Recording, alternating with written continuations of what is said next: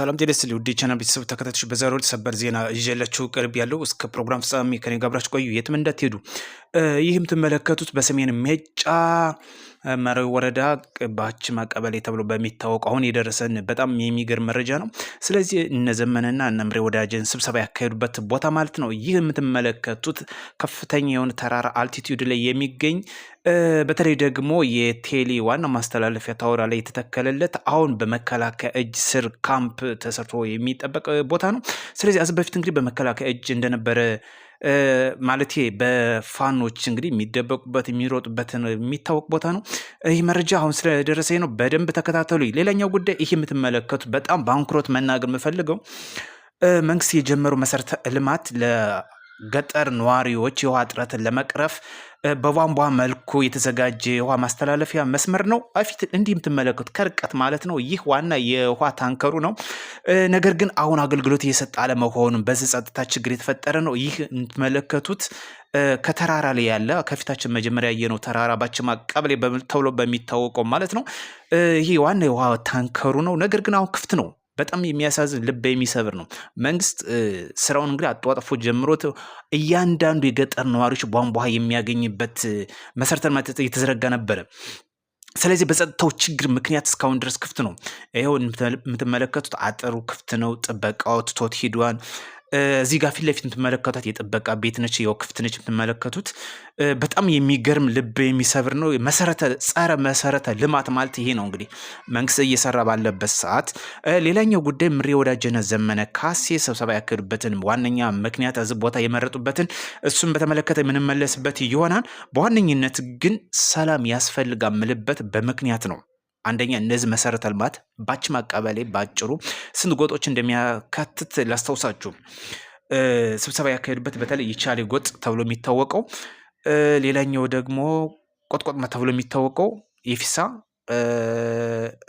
ሙሉ ስም ዝርዝሩ ልንገራችሁ እየተላከለኝን ቆጥቆጥማ፣ ይቻሌ፣ ይግንድ፣ የፊሳ፣ አስማ እነዚህ ሁሉ የሚያካትት ይዶንጋ እነዚህ የሚያካትት እንደሆነ ነው መረጃዎች የሚጠቁም። እንደዚህ የምታዩት ከከፍተኛ አልቲቲዩድ ፊት ለፊታችን የምታዩት በጣም እጅግ በጣም ከፍተኛ ተራራ ቦታማ ሆኖ በእርግጥ በከፍተኛ ቦታ ያለ ነው።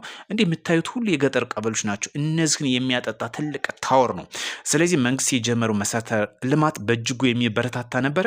ይህ የምታዩት አሁን የጥበቃ ቤት ነው። ክፍት ነው። በቃ ይኸው ክፍት ነው። ሰው የለውም። በጣም የሚያሳዝን ነው።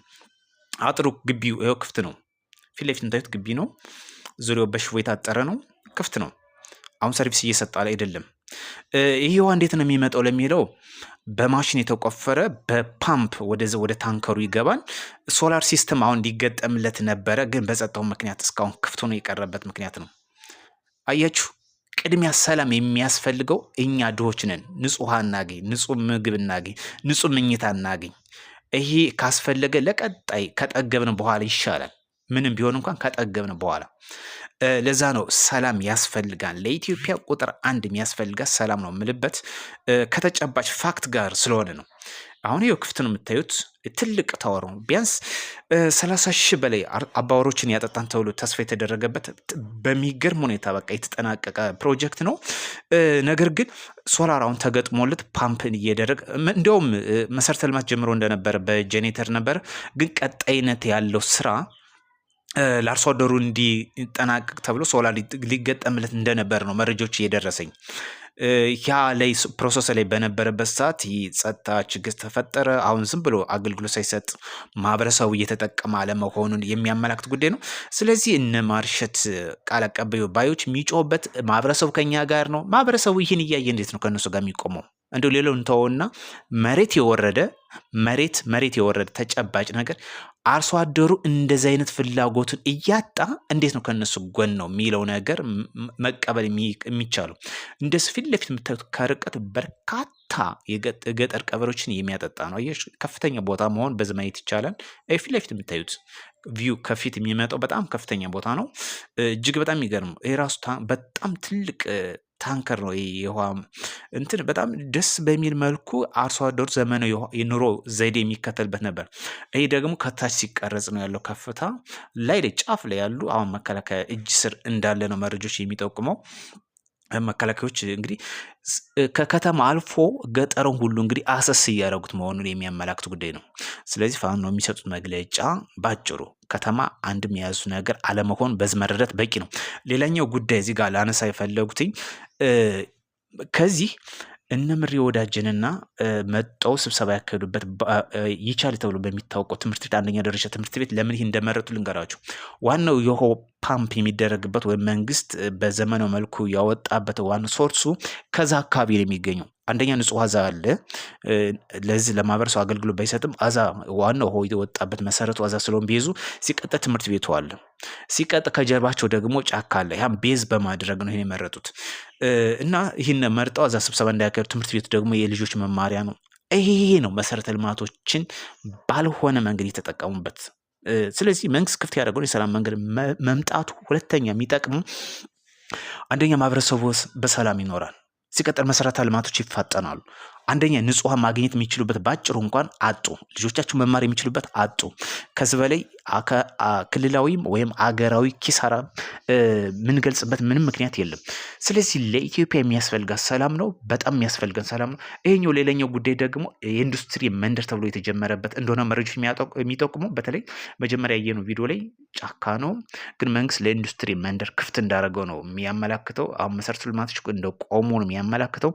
በተለይ ከባህር ዳር ከመሸንቲ ጎቻ ወይም ዴንጋ አካባቢ ያለበት መንግስት ለኢንዱስትሪ መንደር ክፍት አድርጎት መሰረተ ልማት ተጀምሮ ባይዘው አሁን እንደቆመ ነው የሚያመላክት። ስለዚህ እነዚህ መሰረተ ልማቶች እየተደናቀፉ እንዴት ነው ትግል መደገፍ የሚቻለው የሚለው ሌላኛው አነጋጋሪ ጉዳይ ነው።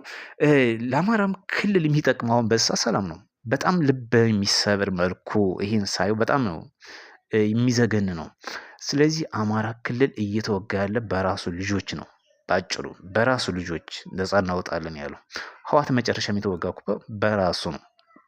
ማለት የትግራይ ህዝብ የተወጋው በራሱ ህወሓት ትግራይ ነፃ አወጣለሁ በሚለው ነው። የምፈልገው በራሴ እምነት እኔ እንደማምነው የሚያስፈልገው ዘረኝነት አያስፈልግም። በቃ ግልጽ ነው።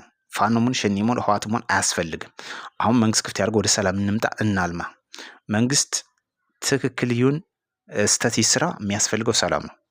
ምክንያቱም መንግስት ሁሌ ፐርፌክት ነው ማለት አይጠበቅም። በቃ ክፍተቱን ደግሞ በህዝብ ጋር በመናበብ መስራት ነው። ትክክል የሆነ ደግሞ መደገፍ ነው። ብዙ ጊዜ እኛ በጭፍን ሁሉ ነገር በዜሮ እናባዛለን። ይሄ ነው።